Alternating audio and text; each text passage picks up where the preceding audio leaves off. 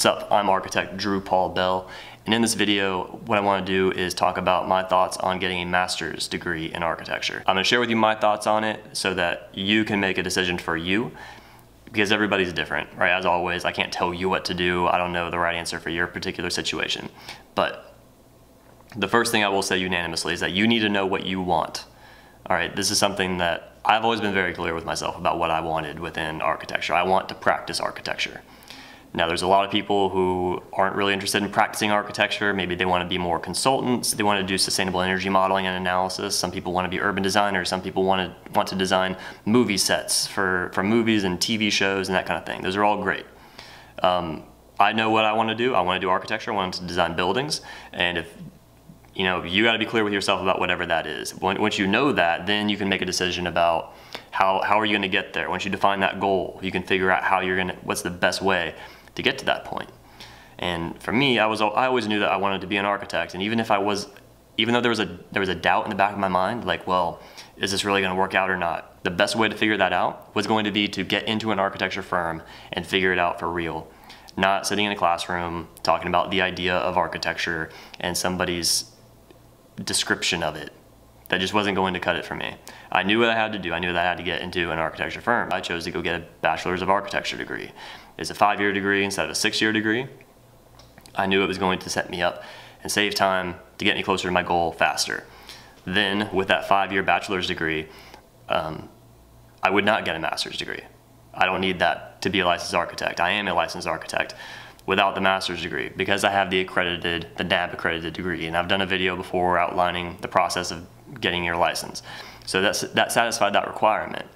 For me at this point right now with my license, as well as 6 months ago before I had my license, is the same thing. I'm looking at two options. Whether if I were to go back and get a master's, I can either A, work in architecture, get paid to do something I love, or B, pay people money to keep me from doing what I love by keeping me too busy and doing something that's like sort of kind of about it.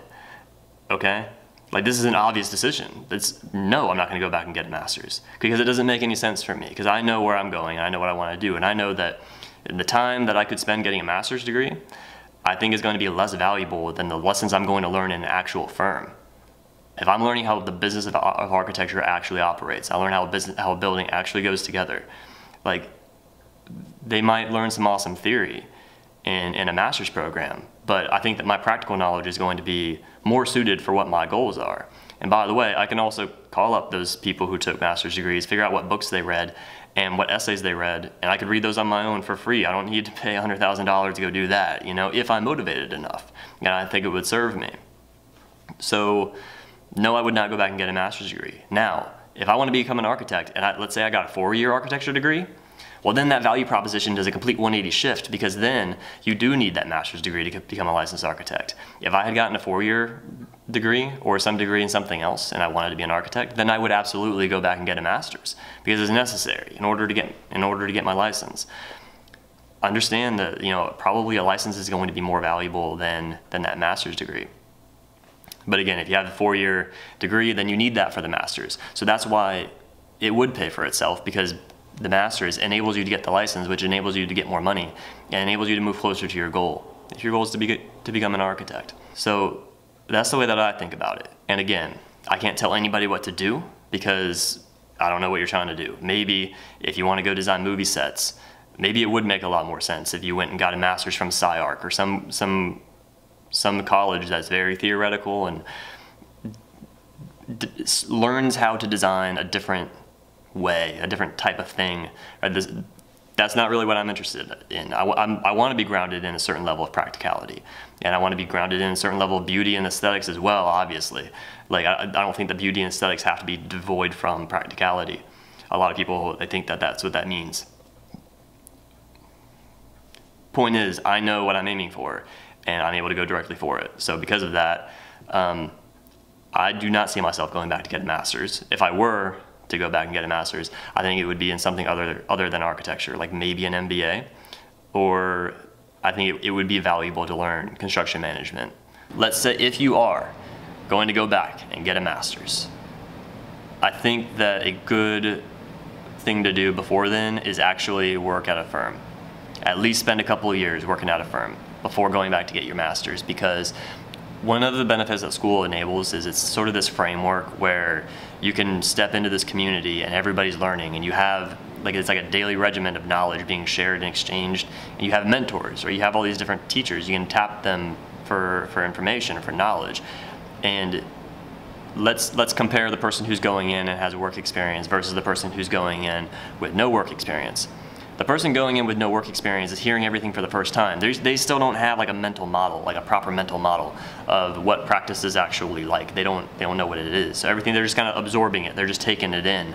Whereas the person who has experienced work experience, they can come in, they can ask critical questions. They can check their experience off of the professors, and they say, hey, like, I know that like you talked about designing something like this, but like in the firm that I was at, we would have gone about it this way. What are your thoughts on that?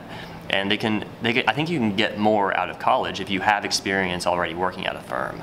So if you are going to go back and get a master's degree, I would recommend doing that.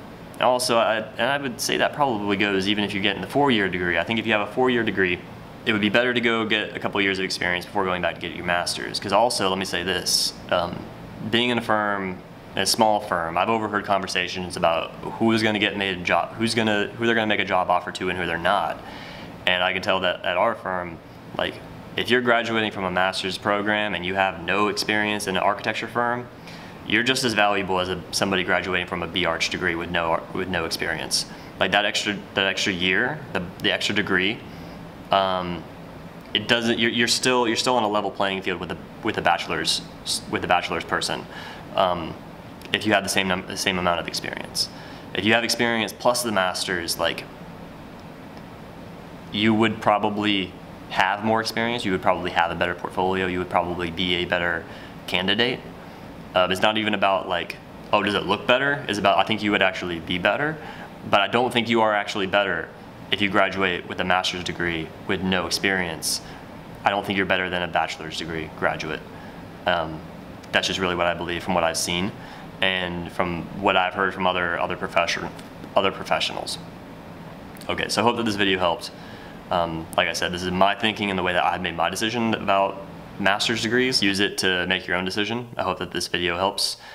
Don't forget to like, subscribe, and share if you enjoyed, and I will talk to you next time.